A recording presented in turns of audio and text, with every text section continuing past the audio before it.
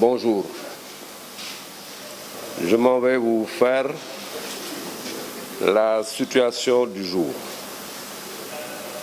Ce vendredi 24 avril 2020, le ministère de la Santé et de l'Action sociale a reçu les examens virologiques suivants. Sur 528 tests réalisés, 66 sont revenus positifs. Il s'agit de 61 cas contacts suivis par nos services et de 5 cas issus de la transmission communautaire. Ces 5 cas sont localisés à la Médina pour 1 cas, à Touba pour 2 cas, à Mbacké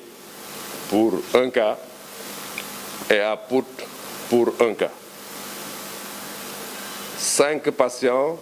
hospitalisés ont été contrôlés négatifs, donc guéris. Ils sortiront de l'hospitalisation tout à l'heure. Il faut noter qu'aujourd'hui, depuis ce matin, nous avons un cas grave signalé qui est actuellement en réanimation. L'état de santé des autres patients est stable. À ce jour, 545 cas ont été déclarés positifs au Sénégal, dont 262 guéris, 6 décédés, 1 évacué. Par conséquent, nous avons 276 patients sous traitement. En analysant les données sur la transmission communautaire, 2 constats majeurs s'imposent. Les commerçants font partie des personnes les plus exposées. Par exemple, sur les 5 cas communautaires enregistrés, 4 sont des commerçants. C'est pourquoi j'insiste sur le port systématique de masques dans les marchés et autres lieux publics,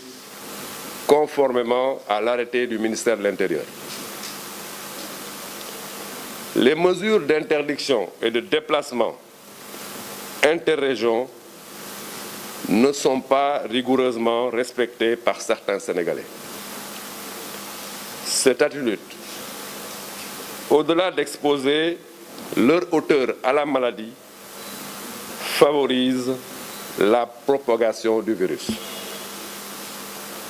Par ailleurs, dans le cadre de la détection des cas, j'ai demandé à mes services d'augmenter considérablement le nombre de prélèvements effectués par jour. Ceci afin de permettre l'identification d'un maximum de porteurs asymptomatiques. J'encourage le personnel de santé à tous les niveaux de la pyramide et je salue son engagement dans cette guerre contre le Covid-19. À ce sujet, j'ai demandé à mes services de renforcer considérablement leurs moyens de protection. Le ministère de la Santé et de l'Action sociale exhorte les populations au respect strict des mesures de prévention collective et individuelle.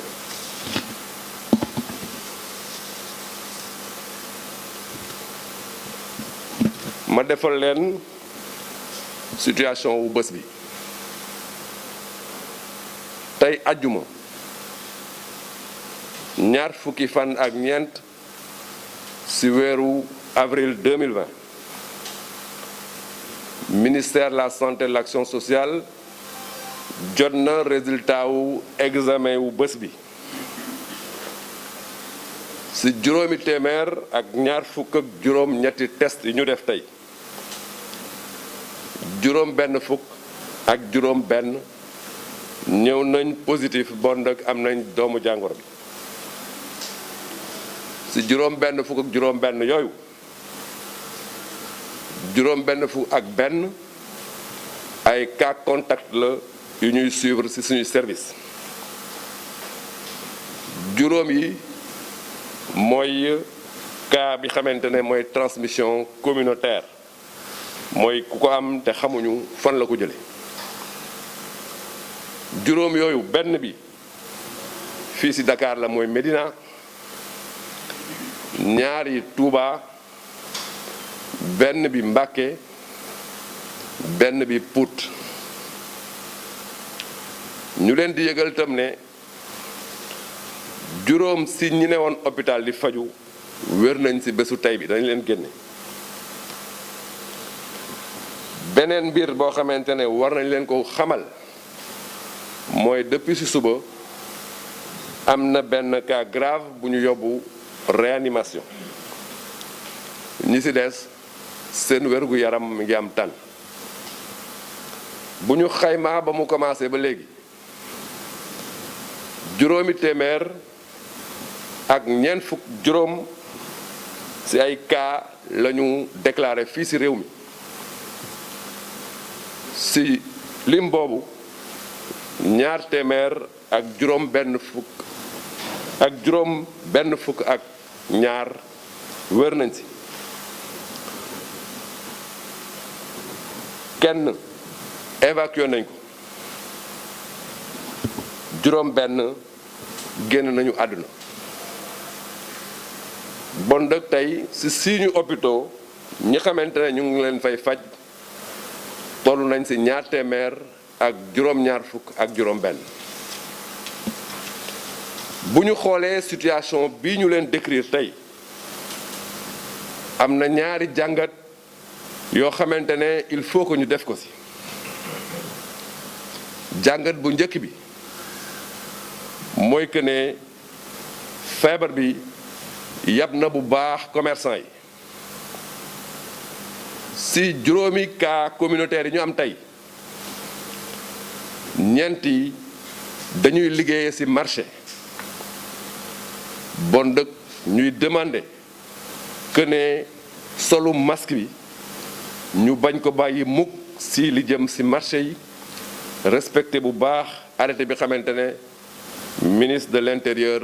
moom la génne am na beneen mbir boo xamante ne itam lu am solo la mooy dañoo seetlu ne jokkalante bi région ak région dakkul ba léegi te loolu daf ñuy ëndal ay tolof-tolof yu mag ci suñu liggéey ñuy wax ne tam demandé nañ suñuy service ñu yokk bu baax a baax prélèvement yi ci cas contact yi pour que ñu mën a ràññee bu baax a baax ñi am feebar bi ci biir te waneeguñu ko ñu ngi encouragé bu baax personnel de santé bi di leen féliciter seen liggéey di wax ne joxe nañ ay ndigal yu wér pour que ñu yokk bu baax a baax seen kaaraange ministère de la santé et de l'action sociale mi ngi ñaan population sénégalaise yi ñu topp bu baax a baax ndigal yi ñu leen jox pour que ñu mën a xeex génn Covid-19 bi ci réew mi maa ngi leen di remercier bu baax.